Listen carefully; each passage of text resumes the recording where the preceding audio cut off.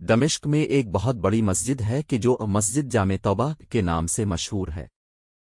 اس میں ایک طالب علم کے جو بہت زیادہ غریب اور عزت نفس میں مشہور تھا، وہ اسی مسجد کے ایک کمرے میں ساکن تھا۔ 2 روز گزر چکے تھے کہ اس نے کچھ نہیں کھایا تھا، اور اس کے پاس کھانے کے لیے کوئی چیز نہیں تھی اور نہ کوئی پیسہ اس کے پاس تھا۔ تیسرے روز بھوک کی شدت سے اس نے احساس کیا کہ وہ مرنے کے قریب ہے۔ سوچنے لگا کہ اب میں اس حالت میں ہوں کہ شرن حتیٰ کے مردار اور یا ضرورت کے مطابق چوری جائز ہے۔ اسی بنا پر چوری کا راستہ بہترین رائے تھی۔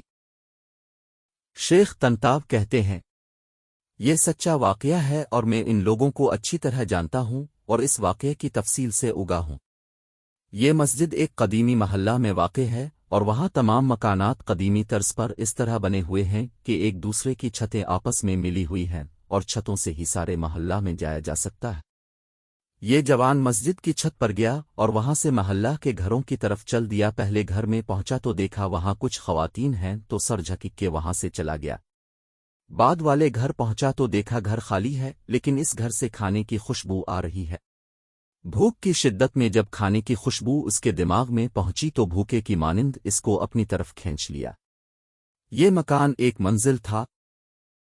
فوراً باورچی خانے میں پہنچا، دیگچی کا ڈھکن اٹھایا تو اس میں بھرے ہوئے بینگن کا سالن تھا۔ ایک بینگن اٹھایا، بھوک کی شدت سے سالن کے گرم ہونے کی بھی پرواہ نہیں کی۔ بینگن کو دانتوں سے کاٹا اور جیسے ہی نگلنا چاہا تو اسی وقت عقل اپنی جگہ واپس آ گئی اور اس کا ایمان جاگ گیا۔ اپنے آپ سے کہنے لگا، خدا کی پناہ، میں طالب علم ہوں، لوگوں کے گھر میں گے سوہے اور چوری کروں۔ اپنے اس فعل پر پشیمان ہوا اور استغفار کیا اور پھر بینگن کو واپس دیگچی میں رکھ دیا اور جیسے آیا تھا ویسے ہی واپس لوٹ گیا اور مسجد میں داخل کر شیخ کے حلقہ درس میں حاضر ہوا۔ بھوک کی شدت سے سمجھ نہیں پا رہا تھا کہ شیخ کیا درس دے رہے ہیں۔ جب شیخ درس سے فارغ ہوئے اور لوگ بھی متفرق ہو گئے تو ایک خاتون مکمل حجاب میں وہاں آئی۔ شیخ سے کچھ گفتگو کی اور وہ طالب علم ان دونوں کی گفتگو نہیں سمجھ سکا۔ شیخ نے اپنے اطراف میں نگاہ کی تو اس طالب علم کے علاوہ کسی کو وہاں نہ پایا۔ پھر اس کو آواز دی اور کہا، تم شادی شدہ ہو؟ جوان نے کہا، نہیں۔ شیخ نے کہا، تم شادی نہیں کرنا چاہتے؟ جوان خاموش رہ گیا۔ شیخ نے پھر کہا، مجھے بتاؤ تم شادی کرنا چاہتے ہو یا نہیں؟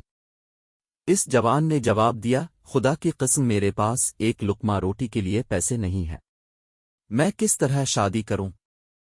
اس نے کہا، یہ خاتون آئی ہے، اس نے مجھے بتایا ہے کہ اس کا شوہر وفات پا گیا ہے اور اس شہر میں اور اس کا دنیا میں سوائے ایک ضعیف چچا کے کوئی عزیز اور رشتہ دار نہیں ہے۔ اپنے چچا کو یہ اپنے ساتھ لے کر آئی ہے اور وہ اس وقت اس مسجد کے ایک کونے میں بیٹھا ہوا ہے اور اس خاتون کو اس کے شوہر سے گھر اور مال ورثہ میں ملا ہے۔ اب یہ آئی ہے اور ایسے مرد سے شادی کرنا چاہتی ہے جو شرعاً اس کا شوہر اور اس کا سرپرست ہو تاکہ تنہائی اور بدطینت انسانوں سے محفوظ رہے۔ کیا تم اس سے شادی کرو گے؟ جوان نے کہا، ہاں۔ اور پھر اس خاتون سے پوچھا کہ تم اس کو اپنے شوہر کے طور پر قبول کرتی ہو؟ اس نے بھی مثبت جواب دیا۔ شیخ نے اس خاتون کے چچا اور 2 گواہوں کو بلا کر ان دونوں کا نکاح پڑھ دیا اور اس طالب علم کے بجائے خود اس خاتون کا مہر ادا کیا اور پھر اس خاتون سے کہا، اپنے شوہر کا ہاتھ تھام لو۔ اس نے ہاتھ تھام لیا اور اپنے گھر کی طرف اپنے شوہر کی رہنمائی کی۔ جب گھر میں داخل ہوئی تو اپنے چہرے سے نقاب ہٹا دیا۔ وہ جوان اپنی زوجہ کے حسن و جمال سے حیران ہو گیا، اور جب اس گھر کی طرف متوجہ ہوا تو دیکھا کہ وہی گھر ہے جس میں وہ داخل ہوا تھا۔ زوجہ نے شوہر سے پوچھا کہ تمہیں کچھ کھانے کے لیے لے آؤں؟ کہا، ہاں۔ اس نے دیگچی کا ڈھکن اٹھایا اور بینگن کو دیکھا اور بولی کہ عجیب ہے، گھر میں کون آیا تھا اور اس نے بینگن کو دانتوں سے کاٹا ہے۔ وہ جوان رونے لگا اور اپنا قصہ اس کو سنا دیا۔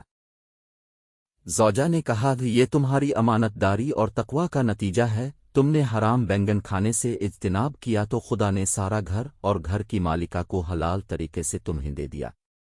جو کوئی خدا کی خاطر کسی گناہ کو ترک کرے اور تقوی اختیار کرے تو خدا اس کے مقابل میں بہتر چیز اس کو عطا کرتا ہے۔ کہانی اچھی لگی ہو تو دوستوں کے ساتھ لازمی شیئر کریں۔ تھینکس۔